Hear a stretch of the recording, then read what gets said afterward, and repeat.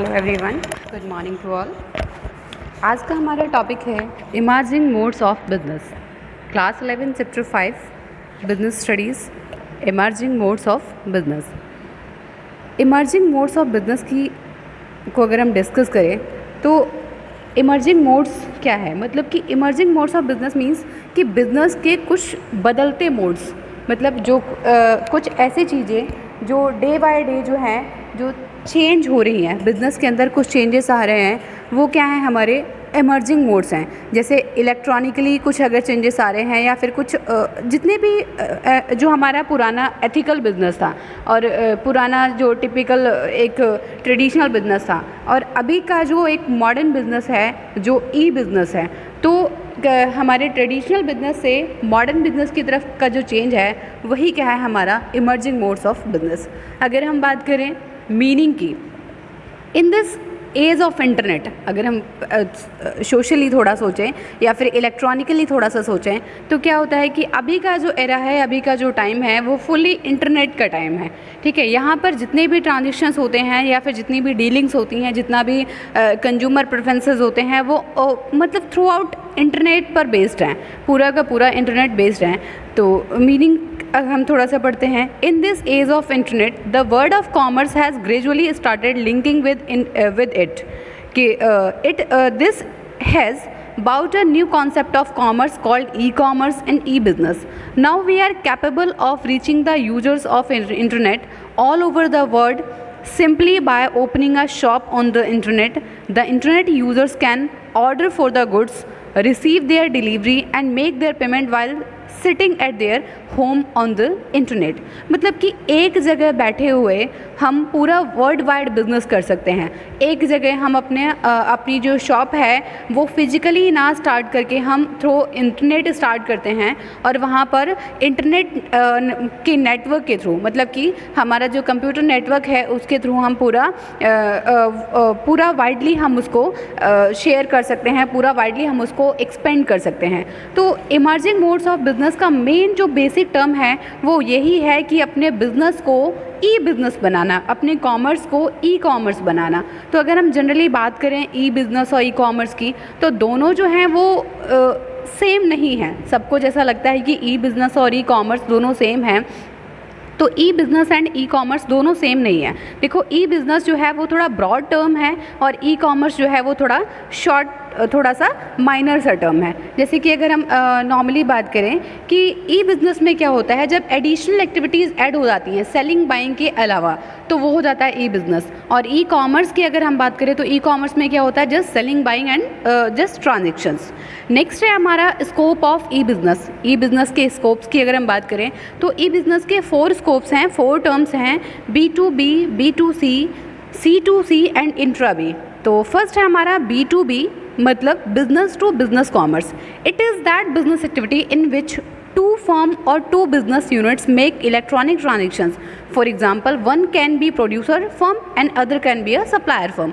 जब दोनों साइडेड, जो बायर एंड सेलर दोनों जो साइड्स हैं, दोनों साइड ही सेलर बिजनेसमैन्स रहेंगे, तो उनके बीच जो ट्रांजेक्शन होगा उसे हम B2B कॉमर्स बोलते हैं। जैसे कि मैं बात करूँ, एक तरफ है डेल, दूसरी तरफ है उनकी कंपनीज़। डेल जो है अपनी कंपनीज़ के साथ में कुछ ट्रांजेक्शन्स कर रहा है, उनकी कंपनीज़ के साथ में कुछ कम्युनिकेशंस हो रही हैं, तो उसे हम बोलेंगे बिज़नेस टू बिज़नेस कॉमर्स। मतलब दोनों साइड्स जो हैं वो बिजनेसमैन हैं। जैसे होलसेलर का रिटेलर के साथ में कम्युनिकेशन होना, वो हमारा B2B कॉमर्स है। नेक्स्ट अगर हम बात करें B2C कॉमर्स की, तो business to consumer commerce. Business to consumer, in this one parties firm is a firm and another party is a customer. जहाँ पर एक पार्टी जो है वो क्या है, हमारी फर्म है, मतलब बिजनेस है, और सेकंड पार्टी जो है वो हमारा क्या है, कस्टमर है।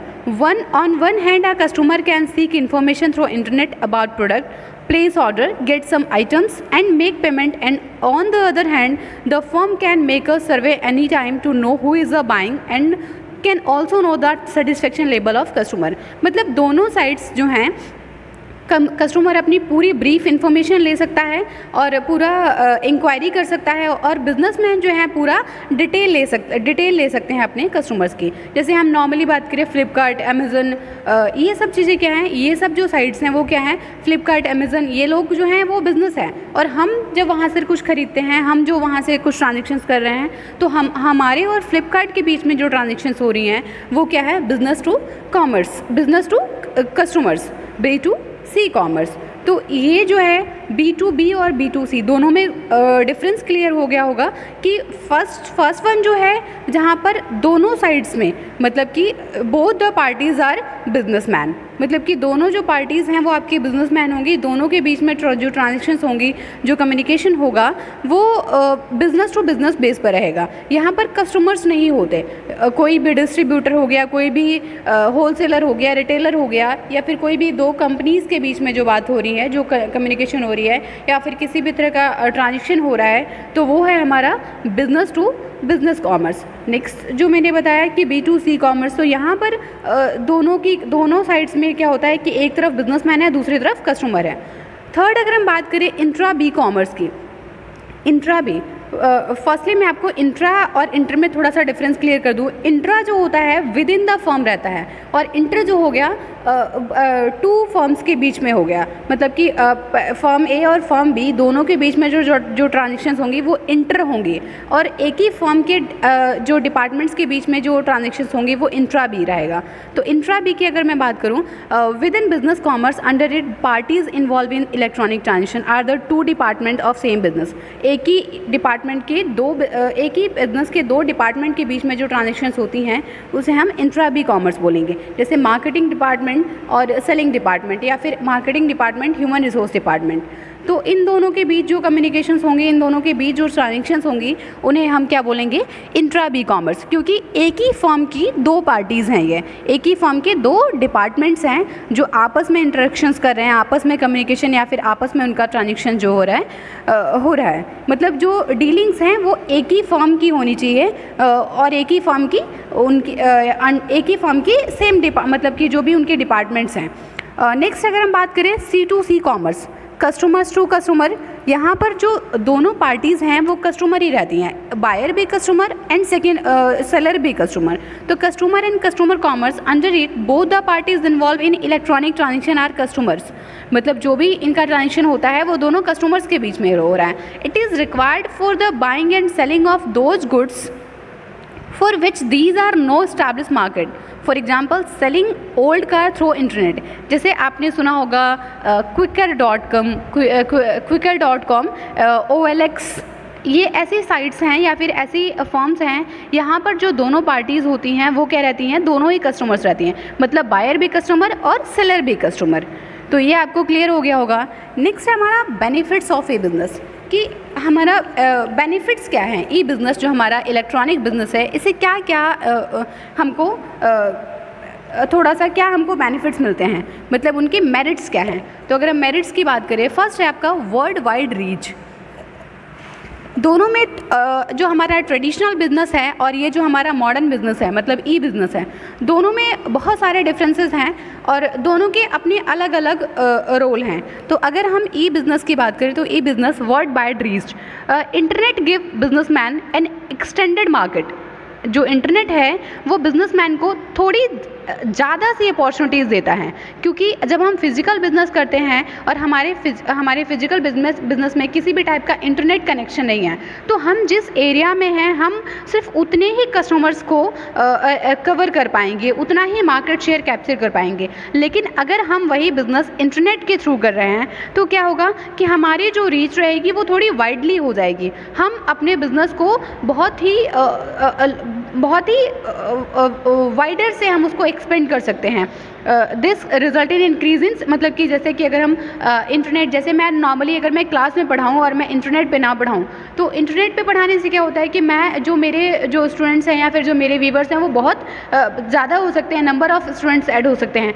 और सेम वैसे ही फिजिकल बिजनेस का है कि फिजिकल बिजनेस में जब आप कोई बिजनेस कर रहे हो तो आपके पास जो मार्केट शेयर होगा वो आपका नियर बाई ही रहेगा। लेकिन अगर आप इंटरनेट करते हो, बाय इंटरनेट करते हो, तो जो आपका मार्केट शेयर है वो वाइडली हो सकता है, वर्ल्ड वाइड हो सकता है। हैं। सेकेंड अगर हम बात करें elimination of middle man, physical business और ई बिजनेस दोनों में थोड़ा सा ई बिजनेस के यही बेनिफिट्स जो हैं जो उसको थोड़ा सा अलग बनाते हैं, जो थोड़े से उसको ज़्यादा बेनिफिशियल बनाते हैं। तो ever since e business came into existence the wholesalers and retailer have started disappearing. Now most of products have started having direct contact with customer, as a result the consumer get goods on less price. यहाँ पर हम क्या कर रहे हैं, जो हमारे middle mains हैं, मतलब जो हमारे ऐसे होलसेलर्स हैं, रिटेलर्स हैं, हम उनको एलिमिनेट कर रहे हैं। मतलब कि कंपनी जो है या फिर जो बिजनेसमैन है डायरेक्टली अपने कस्टमर्स के साथ में इंटरेक्शंस करते हैं, जिससे क्या होता है कि होलसेलर और रिटेलर दोनों को मिलने वाला प्रॉफिट मार्जिन यहाँ से लेस हो जाएगा, और जो प्रॉफिट मार्जिन लेस होगा उसका पूरा का पूरा बेनिफिट्स कस्टमर्स को मिलता है। तो यहाँ पर हम अपने मिडिल मैन को भी, मतलब बाय इंटरनेट बिजनेस हम अपने मिडिल मैन को भी एलिमिनेट करके थोड़ा सा रीजनेबल प्राइस पर, मतलब अपने जो हमारे प्राइस है उसको हम थोड़ा सा कट डाउन कर सकते हैं। नेक्स्ट हमारा easy distribution process, many type of information and services be received and computer through E business. यहाँ पर जितनी भी जो भी आप चाहते हो, मतलब एक बहुत नॉर्मल प्राइवेसी को छोड़ करके आप बहुत सारी इन्फॉर्मेशन जो है वो किसी भी कंपनी के बारे में, किसी भी डिस्ट्रीब्यूटर के बारे में, किसी भी फर्म की सारी इन्फॉर्मेशन जो है आप बाय इंटरनेट ले सकते हो, रिसीव कर सकते हो। तो this has simplified the system of distribution and has also made it less costly. यहाँ पर आपको टाइम और कॉस्ट मेंटेन कर, मतलब कि इन्वेस्ट करने की ज़रूरत नहीं है। ईजिली जो है अपने टाइम और कॉस्ट दोनों को आप रिड्यूस कर सकते हो। मतलब कि जो हमारा डिस्ट्रीब्यूशन प्रोसेस है वो थोड़ा सा शॉर्ट हो सकता है, क्योंकि हमारी जो इन्फॉर्मेशन है, हमारी जो भी इंक्वायरीज़ हैं, हमारी जो क्वेरीज़ हैं, वो बहुत कम टाइम में हमको मिल पा रही हैं, और बिना किसी इन्वेस्टमेंट के, बिना किसी हमारे किसी भी बहुत ज़्यादा कॉस्ट लगाए बिना। नेक्स्ट अगर हम बात करें कि लोअर इन्वेस्टमेंट रिक्वायर्ड, यहाँ पर अगर ई बिज़नेस में क्या होता है कि जो हमारा जो इन्वेस्टमेंट है, मतलब कि जो हम इन्वेस्ट कर रहे हैं वो थोड़ा सा लो हो जाता है। क्योंकि जैसे आप कोई शॉप खोलोगे, फिजिकली कोई बिजनेस स्टार्ट करते हो, तो आपको 30 से 40 लाख की शॉप चाहिए, आप सारा मटेरियल लाओगे, सारा इंफ्रास्ट्रक्चर डेवलप करोगे। लेकिन इंटरनेट पे क्या है कि आप नॉर्मली एक साइट बनाते हो और फिर वहाँ पर आप थोड़ा बहुत एक्टिविटीज़ को प्रिपेयर करके और आप अपने कस्टमर्स को ऐड करते रहते हो। तो यहाँ पर जो इन्वेस्टमेंट रिक्वायरमेंट है वो थोड़ा सा लो हो जाता है फिजिकल बिजनेस के कंपेयर में। नेक्स्ट हमारा easy to launch new product, easily आप अपने न्यू प्रोडक्ट को लॉन्च कर सकते हो। Any company can launch it new product in the market through the medium of e business. A complete information about the product is made available on internet. आप सारी information या फिर जो भी आपको कंज्यूमर को अवेयर करना है, जो भी आपका एडवर्टीजमेंट है या फिर जो भी आपकी स्ट्रेटजी है, प्लान है, इजीली आप इंटरनेट पर डिस्प्ले कर सकते हो, इंटरनेट पर आप उसको प्रेजेंट कर सकते हो। In this way the consumer and other businessman get information about the new product while sitting at home. आपको घर घर जा करके, डोर टू डोर जा करके कंज्यूमर को अवेयर नहीं करना, आप इजीली इंटरनेट के थ्रू जो है आप अपनी जो भी इन्फॉर्मेशन है या फिर जो भी आपकी प्रमोशन है आप उसको इजीली स्प्रेड कर सकते हो, बहुत क्विकली स्प्रेड कर सकते हो। नेक्स्ट है movement towards a paperless society. जैसे कि हम कैशलेस ट्रांजेक्शंस की बात करते हैं, तो कैशलेस ट्रांजेक्शन जो है वो तभी पॉसिबल है जब इंटरनेट प्रॉपर मतलब कि इंटरनेट नेटवर्किंग जो है वो प्रॉपर होता रहे। कि अगर हम पिछले कुछ सालों की बात करें, जैसे डिमोनेटाइजेशन से पहले की भी अगर हम बात करें, तो भी हमारा जो कैशलेस ट्रांजेक्शन जो था वो इतना ज़्यादा नहीं था जो कि अब हो गया है। तो कैशलेस ट्रांजेक्शन मतलब कि जो हमारी सोसाइटी है या फिर जो हम जो कस्टमर्स हैं, हम लोग भी कहीं ना कहीं अपने पेपर वर्क को जो है वो थोड़ा सा कम करते हैं, चाहे किसी भी टाइप के, चाहे आप किसी भी कार्ड्स में ले लो या फिर आप ट्रांजेक्शन्स की बात कर लो, जो भी चीज़ें हैं वो थोड़ा सा मतलब पेपर वर्क जो है वो थोड़ा सा रिड्यूस होता चला गया है धीरे धीरे। जो आपका मतलब कि जो हमारी सोसाइटी है वो पेपरलेस सोसाइटी की तरफ से थोड़ा सा ऐड होती जा रही है। नेक्स्ट हमारा resources required for successful E business implementation, कि अगर आप कोई ई बिज़नेस इम्प्लीमेंट करते हो तो आपको किन किन रिसोर्सेज की रिक्वायरमेंट है। फर्स्ट है आपका computer system. The presence of computer system is the first requirement of E business. The computer can be linked with internet is just pressing it's keys. सबसे पहले जैसे मैंने आपको फिज़िकल और इंटरनेट बिज़नेस में कंपेयर करके बताया कि फ़िज़िकल बिज़नेस जो होता है थोड़ा कॉस्टली रहता है और ई बिज़नेस जो है वो आपका थोड़ा सा चीप रहता है, थोड़ा सा आपके जो उसके इन्वेस्टमेंट है वो थोड़ी सी लो हो जाती है। तो उसका जो सही सॉल्यूशन है वो क्या है कि अगर आप कोई फिजिकल बिजनेस कर रहे हो तो आप सेम वही कि आप शॉप लोगे 30 to 40 लाख की शॉप लोगे, फिर उसमें आप इंफ्रास्ट्रक्चर्स जो है वो रखोगे, फिर आप सारे रिसोर्सेज को कनेक्ट करोगे, आपके पास प्रोडक्ट्स भी होने चाहिए। लेकिन यहाँ पर क्या है कि आपके पास सबसे मेजर जो रिक्वायरमेंट है वो आपका कंप्यूटर सिस्टम, क्योंकि आप पूरे बिजनेस को किस पर रन करने वाले हो, आप अपने कंप्यूटर पर रन करने वाले हो। The presence of computer system is first requirement of e business. किसी भी ई बिजनेस को स्टार्ट करने के लिए आपको पहले क्या चाहिए, आपका कंप्यूटर सिस्टम, कि जिस पर आप अपने बिजनेस को रन करने वाले हो। और जो भी हमारा कंप्यूटर सिस्टम है वो किससे लिंक्ड होना चाहिए, इंटरनेट से, क्योंकि कंप्यूटर नेटवर्क जो है वो चलता किसके थ्रू है, इंटरनेट के थ्रू, क्योंकि बिना इंटरनेट के तो आप कहीं भी रीच नहीं कर सकते, कहीं भी आप एक्सेस नहीं कर सकते। नेक्स्ट है आपका internet connection. Internet connection is very essential and nowadays we can get this facility by sitting at home. जो आपका इंटरनेट कनेक्शन है वो भी उतना ही ज़रूरी, जैसे भी किसी भी आप कंप्यूटर को बिना इंटरनेट कनेक्शन के तो आप उसको बहुत ज़्यादा यूज़ नहीं कर सकते, कंप्यूटर के बिना इंटरनेट के तो आप बहुत ज़्यादा एक्सेस नहीं कर सकते। तो इंटरनेट कनेक्शन जो है वो भी बहुत ही ज़्यादा एसेंशियल है। मतलब कि अगर आप घर पे बैठे कुछ काम करना चाहते हो, घर पे बैठे सारी फैसिलिटीज़, सारी एक्टिविटीज़ को आप कैरी करना चाहते हो, तो उसके लिए आपको चाहिए क्या, इंटरनेट कनेक्शन। इस लॉकडाउन के पीरियड में इंटरनेट कनेक्शन का बहुत ज़्यादा रोल रहा है कि किसी भी तरह से, चाहे वो कंपनीज़ का वर्क ले लो, चाहे वो एजुकेशन डिपार्टमेंट ले लो, किसी भी फॉर्म में ले लो, सारी चीज़ें बाय इंटरनेट ही हुई हैं। तो यहाँ पर कंप्यूटर सिस्टम के साथ साथ में एक गुड नेटवर्क कनेक्शन। थर्ड है आपका preparing the web pages. Web pages has the greatest importance in the use of e business. It is also known as a home page. जो भी आप अपने बिजनेस का होम पेज बनाओगे, web page बनाओगे, any product that is to be shown on the internet is displays on the web page. जो भी आप कस्टमर्स को दिखाना चाहते हो या फिर जो भी आप कस्टमर्स को सेल करना चाहते हो, तो जो भी आपकी सेलिंग्स हैं या फिर जो भी आप बेचोगे या फिर जो भी आप कस्टमर को डिस्प्ले करोगे, वो डिस्प्ले कहाँ होगा, आपके वेब पेज पे। इफेक्टिव टेलीकम्युनिकेशन सिस्टम, कि आपका जो टेलीकम्युनिकेशन सिस्टम है वो भी बहुत इफेक्टिव होना चाहिए, जिसके थ्रू आप अपने कस्टमर के साथ में कम्युनिकेट कर पाओ। नेक्स्ट है, अगर हम ई बिज़नेस में नेक्स्ट टॉपिक की बात करें, online transactions. Online transactions means receiving information about goods, placing an order, receiving delivery and making payment through medium of internet. ये जितने भी हमारे ट्रांजेक्शन्स हैं, मतलब ऑर्डर प्लेस करने से गुड्स के डिलीवर होने तक की जितनी भी एक्टिविटीज़ हैं, जो भी प्रोसेस हैं, वो किसके थ्रू होगा, इंटरनेट के through. Under this system the cell purchase of every type of thing, information and services possible. मतलब ऑनलाइन ट्रांजेक्शन्स के थ्रू ही ये सारी चीज़ें जो हैं वो पॉसिबल है। मतलब सेलिंग, बाइंग, ये सारा प्रोसेस जो है वो तभी पॉसिबल है जब आपकी मतलब कि ये सारी चीज़ें किस वे में हो रही हैं, ऑनलाइन हो रही हैं, मतलब इंटरनेट के थ्रू हो रही हैं। अब ये ऑनलाइन ट्रांजेक्शन्स में सबसे पहला रोल पेमेंट मैकेनिज्म।